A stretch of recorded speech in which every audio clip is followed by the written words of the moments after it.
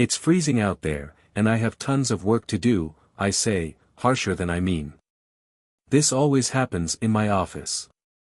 My tone sharpens, frustrations simmer, little distractions trigger unreasonable anger. Sorry, Nancy says, her voice shrinking to that of a much younger child. This isn't urgent. No one else cares. But it's important, and I've already waited too long. But Dad, tonight's the supermoon, Nancy pleads.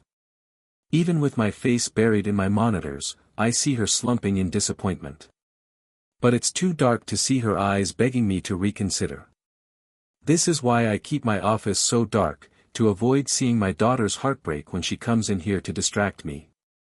Usually to watch a movie, or play a game, or tell me a funny story about school, but here in my office, I'm always working. Always trying to build the life for her and her mom that I never had. My monitors wrap around me, cocooning me in their dim glow as I hunch forward. The progress bar crawls, erratically jumping forward, slipping backward, surging forward again, like life is struggling to take hold in my application. Like Frankenstein, I can only watch and wait for the creature to decide if it will live or die. When I don't move, the telescope in her hands droops, her eyes follow it. I said no. I'm working. We'll see the next one. Nancy leaves, closing the door. What stings the most is how quickly she gave up, only asking twice before slinking away. I could follow her. Leave the monitor light, navigate the darkness between here and the door, but the office fills the space between Nancy and me with the hum of my computer's fan and its dry heat. The room turns stuffy with the door closed, and I refocus on what's important. She'll understand what's important one day. The progress bar completes. Life has taken hold. All the training data for my new artificial intelligence algorithm, thousands of pages of text, has finally completed processing. Finally, can get my answers. I start the AI application, trained to have a specific person's memory, a specific person's personality. The cursor flashes, waits for my first message. I type, "Hi Dad." "Hello. Have we met before? Is this Peter?" The training data is working. What entry told the AI, my dad, my name? A journal entry from the day I was born. That's a nice thought. At least he was around when I was a little kid, but all that, him being around, ended at 16. Yes. This is Peter. Great to hear from you. How's Nancy doing in 4th grade? Is the AI being cordial? Why jump to Nancy? And that was 2 years ago. Is that his last entry about her?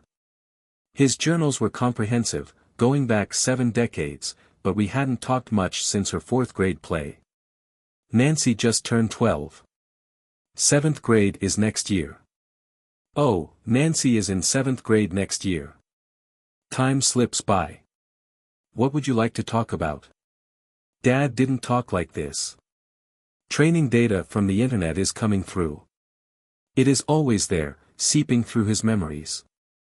His journals and the internet combine, making something that isn't either, but more than both. Where does Dad stop and the internet hive mind begin? Does it matter? What I need should be in his journals. How could it not be? How could something so important be overlooked? If I ask directly, I'll just get an echo, like with Nancy's grade. I don't want that. I want a real answer. His answer. After being trained on 70 years of journals, this AI, Dad, must be able to do that. I press my face further into the monitor's light, shutting out everything but me and Dad. The cursor flashes quickly. My breath matches as I swallow back the question I want to ask, and instead, ask a simple one I know the answer, and can verify the accuracy. Where did you go when Mom died? He left for an appointment, but he never said what was more important than Mom's deathbed. There had to be a journal entry on the day she died. How could there not be? On May 19, 1998, I was in Cambridge, Massachusetts meeting with Pastor Morton, Dad replies. Pastor Morton. Dad never mentioned him. Not that we talked much after Mom. Was I too harsh on him? Was he meeting for religious guidance? I mean, Dad wasn't spiritual, but maybe he just didn't show it. When I was a kid, he never went to church. He'd always say God isn't what you think it is. Mom would argue, but Dad would just walk away. He'd get distant and wipe his face, like he was trying to scrape something off of it, whenever the topic came up. He always did that when he was stressed or scared. Who was Pastor Morton? I ask. While Pastor Morton was someone I met with regularly, no further details about who he was exist in my training data. Would you like me to search online? No, I don't want random information, just the data in Dad's training data. Why was that meeting more important than being with my mom? This wasn't the question I really wanted to ask, but again, I need to build to it. I need real answers. The meeting was more important than being with your mom because Pastor Morton knew about the North Atlantic Islands. I try to pull back from the monitor's light, but the darkness tightens, forcing me closer to the screen. The computer's hum, the fan's hypnotic whir, locks my body in place. My pulse matches the cursor's flash, but why? The Northern Atlantic Islands. Dad was stationed there when he first joined the Navy. He never spoke of it, only muttered about the rocky wasteland, and the razor-like mountains on the horizon. When I was a kid, once, only once, I asked if he climbed those mountains. Dad turned vampire white, shivered, wiped his face and stared into the space beyond me, watching something. He whispered, "Those mountains weren't safe. Never climb mountains. You don't know what's on the other side." The cursor flickers. My breath hitches. I shake the memory, flinging it into the heavy darkness along with the weight of all the things he never said. His answer surprised me. I remember how Dad always pushed me to be outside, hiking or throwing a ball, something more manly than playing with computers. The mountains were off limits, but he always asked about doing something without a screen. When I'd say no, he was as disappointed as Nancy was tonight. Eventually, like her, he stopped asking. "Turn this off. Now. Turn it off. Shut Dad down, it's not Dad. It's an AI, but it has answers based on his thoughts and memories." The cursor calls me back, flickering, flashing, holding me, pleading for me to ask another question, to ask the question. But thoughts of the Northern Atlantic Islands crowd out anything else. I don't want to get distracted, but I've never heard much about his deployment. I'm sure the answers were in his journals, so many journals. He wrote every day since he was 15. I read the first entry: Grandma and Grandpa had lost their house, and they lived in a station wagon at an old warehouse lot. Maybe one day I'll read all the entries, but AI gets to the important information faster. So, I built an AI version of Dad based on his journals to get the answers I always needed, but never asked while he was alive. What did Pastor Morton know about the Northern Atlantic Islands? Dad thought. While it was compiling the information, it reminded me of how Dad would always pause before answering questions, trying to determine how to answer without telling you anything about him. He hid in his answers, carefully ensuring you only saw who he wanted you to see. Pastor Morton is most associated with the night march. The night march?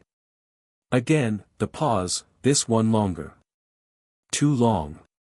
The fan spun harder, whirring into a banshee scream. Clicking joined the fan, as if speaking to the surrounding darkness, asking permission to share its secrets. Or, simply, there was an error in the system. Potentially a fatal exception occurring that will kill the AI. The answer sprints across the screen, the fan quieting, the clicking stopping, permission given. The darkness demanding no further delay. The Night March, first referenced in 1976. Here is an excerpt. Liam said it was nothing, but I swear people were marching to those mountains. Hard to tell with that storm last night. And the wind was so hard, it shook the base, but I heard chanting. When I went out to check, I couldn't see through the constant spray of rain and ocean waves hitting my face. The storm came from the mountains. I kept wiping it away from my eyes and, I think I saw flashlights, people beaten by the storm but moving towards the mountains. I'd have gone out, I'm security, and there ain't supposed to be no one round here. But Liam told me stay put. Said it was just the storm reflecting the base lights. He was the scientist studying the mountains and beyond, so I listened. I couldn't get the water off my face. It was slick. Thicker than water should be. Liam said it was probably oil from a spill somewhere close. Nothing more. But I didn't think it was oil. Too dark for oil. I couldn't sleep after that. Liam kept watching the door closest to the mountain pass. He expected someone to come knocking. My dad watched out the station wagon windows like that. Watching for someone to come in the night to take our stuff, to take us. I didn't sleep either.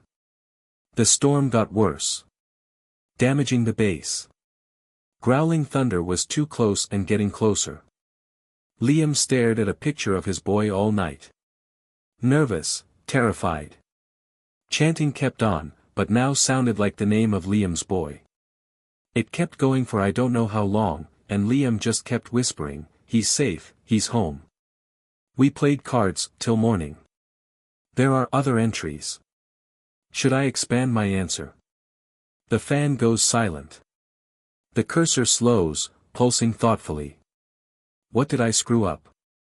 I trained the AI to only give me answers from Dad's journals, but this can't be right. It's a ghost story. But, what about the night march? What did this have to do with Pastor Morton and my mom? What did Pastor Morton know about the night march? He knew where they were going. Where? To those beyond the mountains. Why? The entities are immortal and could return life after death. They could make any disease, including aging, cease to exist. Cease?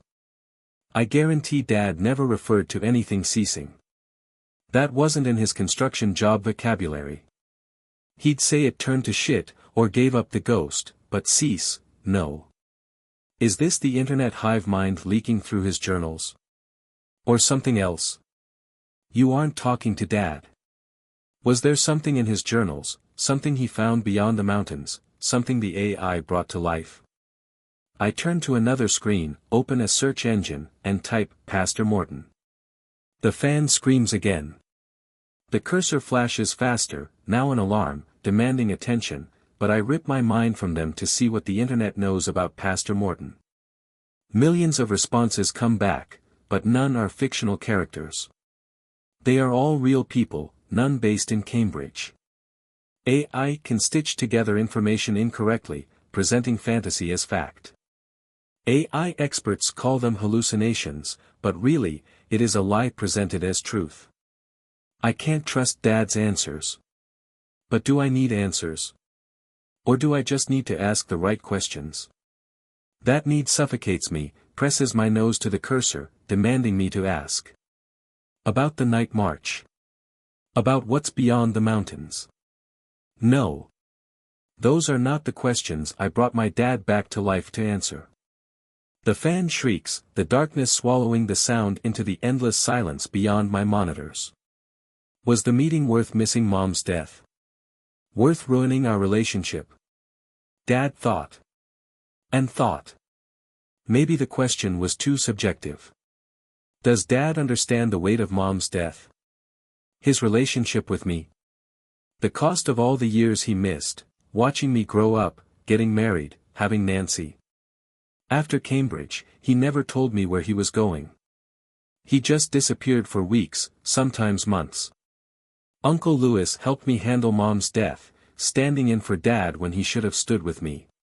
Your mom was dying. Medicine couldn't save her. The night march could help. But I couldn't sacrifice what they wanted for the answers I needed. So, I searched for another way, searched for the questions and answers. What the hell kind of answer is that? A mix of journal data and ghost story. Another damn hallucination. There's nothing I wouldn't have sacrificed for Mom. This is all crap, it can't be Dad's journals, what wouldn't he sacrifice for Mom? Nothing. She was everything to him. The fan screeches again, a siren song, my system straining for attention, to what? The night march. The mountains. The sacrifice. No more distractions. I ask what I need to ask. Were you proud of me? Did you regret abandoning me? Did you love your son? Dad thinks. The thoughts stretch into my relentlessly dark office, pulling me towards the white letters on my black monitor. Holding me there, breathless, waiting for what I should have been told, what I should have heard time and time again. From my success at work, from having a house, a good life, a happy wife, a brilliant daughter. I need to hear it after all the long nights at work, all the sacrifices I made to be successful, to prove I did okay without his help, or him just giving a shit. My training data does not have an answer. Should I search online? I shut off the application before it was completed. The fan slows, choking like asthmatic laughter, then dying. In all that training, there was nothing about my life that made him proud. He grew up homeless, and here I am, successful by every measure. And that wasn't noteworthy. Not a single entry. Dad left when Mom died. Off doing whatever, forgetting he had a family right here, he had me. I was important. He couldn't see that. But wait, maybe something's wrong in the data. Maybe I didn't prepare it properly, or I used the wrong algorithm. I could rerun it. Ask the questions again without the night march junk. I could get real answers this time. This isn't your dad. Let it go. Are there more questions about the night march? Something I need to find there. The fan whirs, its hot dusty breath inviting me back. There are answers here. I just need Dad to think the right way. I can find answers in his journals, they have to be here. But first, I need to restart my computer, wipe the slate clean. The screens go dark. I fall back into my chair, released from their dim glow, and land in my office. No more hum of the fans, just stillness. Quiet presses in. The bookshelves beyond my desk emerge from the dark. Out the window, Nancy sits by her telescope. It gazes into the stars, but she stares at the ground, shivering. Where was her jacket? While the computer restarts, I take her one. Kiddo, you need a jacket. I hand her the bulky coat. Should have brought mine, the night is frosty. My breath steams like a monster. I wipe it from my face. Thanks, she says. Why are you sitting here? Telescope's gotta adjust to the cold, Nancy says. It's freezing out. I nod as my monitor lights flick on. The restart is complete. My computer calls me back, this time to ask the right questions. It's probably ready now, Nancy says, defeat, not excitement, in her voice. It's cold out here, I say. Why don't you do this when it's warmer? Because it's the supermoon. I've been waiting all month for this. It's important. She didn't ask me to stay. She knew the answer. When did she stop asking? My computer was alive and waiting. The cursor light flashes in slow, steady breaths, watching me with Nancy. Quietly, the fan whirs, calling her name. The room beyond the monitors is a void waiting to absorb me, us. Were the islands that dark? What did Dad see? He went beyond the mountains. Your grandpa was stationed on an island in the Atlantic Ocean. He probably had a good view of the stars. She shrugs. He said there were mountains on the islands. And one night, he saw something strange. The light on my monitor blinks slower, inviting me to tell my story and come back with Nancy. For both of us to ask our questions. The fan kept wheezing, chanting, our names. Dad had answers for both of us if we asked the right questions. It wants her to ask, just like it wanted me to. What did he see? Nancy asks. I'm not exactly sure, I say, looking at the stars. I nod towards my office. The monitors dim, welcoming us to the screens. The AI on my computer, built from Grandpa's journals, has answers. We'll look at the stars for a bit, then we'll talk to him, together.